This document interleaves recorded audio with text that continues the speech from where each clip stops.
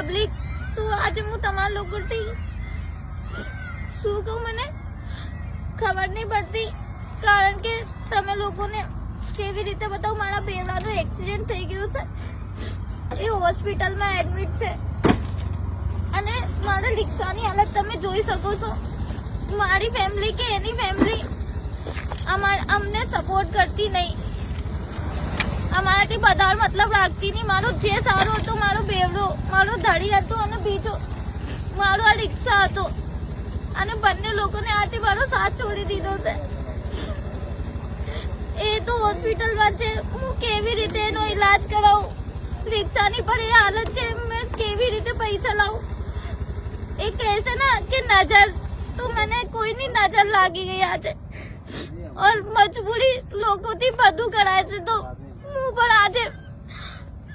પણ આજે બહુ મજબૂર છું, મારી પાસે કઈ રાસ્તા.